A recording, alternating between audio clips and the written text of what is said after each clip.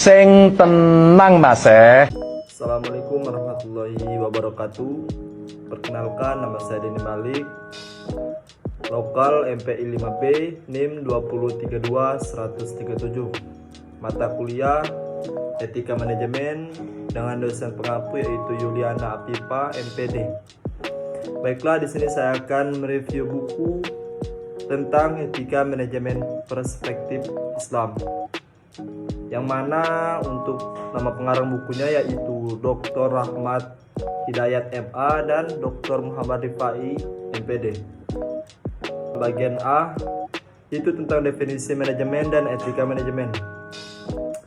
Manajemen itu merupakan suatu usaha atau tindakan ke arah pencapaian tujuan melalui suatu proses.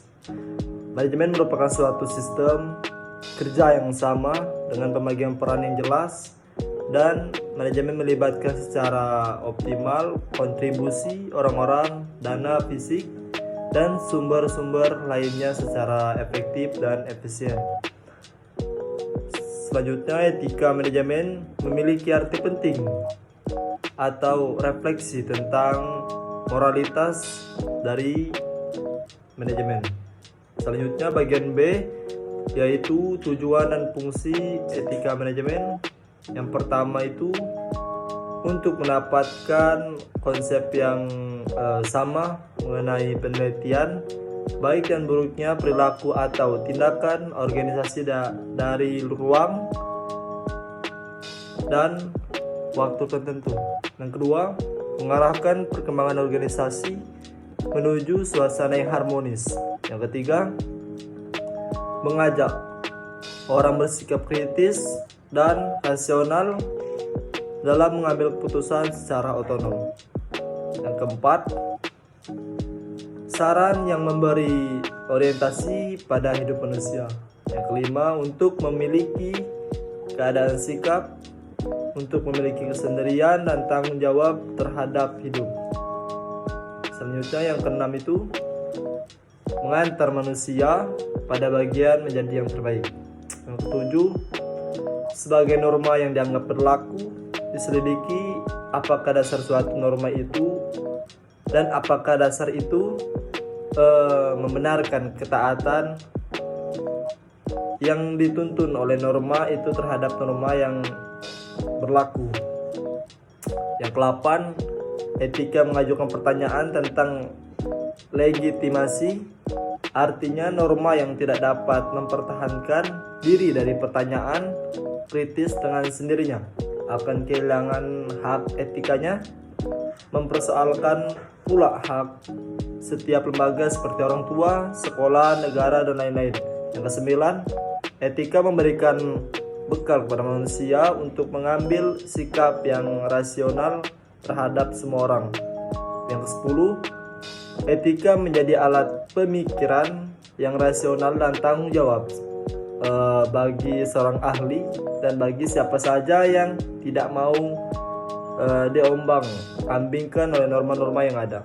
Selanjutnya yaitu bagian C, pendekatan dan prinsip etika manajemen.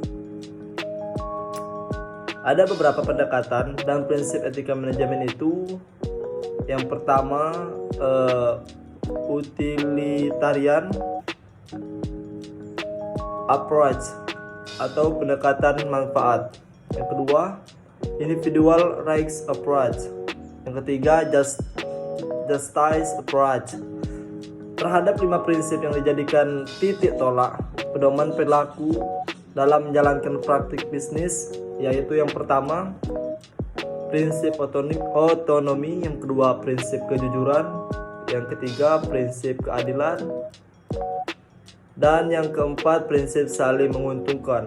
Selanjutnya, bagian D itu faktor-faktor yang mempengaruhi etika manajemen itu terbagi menjadi 7. Yang pertama itu niat atau orientasi kerja, yang mana di sini dijelaskan yaitu niat atau orientasi kerja yang berbeda-beda itu dalam bekerja akan menimbulkan perilaku yang berbeda-beda pada setiap orang. Yang kedua, budaya organisasi. Budaya organisasi merupakan istilah yang dapat banyak perhatian dari para pakar tentang organisasi.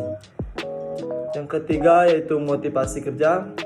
Motivasi kerja adalah proses kesediaan melakukan usaha tingkat tinggi guna mencapai sasaran organisasi yang mencapai atau yang bisa dikondisikan oleh kemampuan usaha tersebut.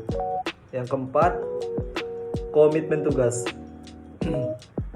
Komitmen adalah kecenderungan seseorang untuk melibatkan diri ke dalam apa yang dikerjakan dengan keyakinan bahwa kegiatan yang dikerjakan penting dan berarti. Yang kelima, kepuasan kerja. Kepuasan kerja merupakan persetujuan seseorang untuk melakukan pekerjaan yang disenanginya, atau dengan kata lain, bekerja atau melakukan sesuatu sesuai dengan keinginan atau kebutuhannya. Yang keenam, penerapan disiplin kerja. Disiplin ini artinya sikap hormat terhadap peraturan dan ketetapan perusahaan yang ada di dalam diri karyawan, yang menyebabkan ia dapat menyesuaikan diri dengan sukarela dan peraturan dan ketetapan perusahaan. Yang ketujuh atau yang terakhir yaitu pendidikan dan pelatihan etika manajemen.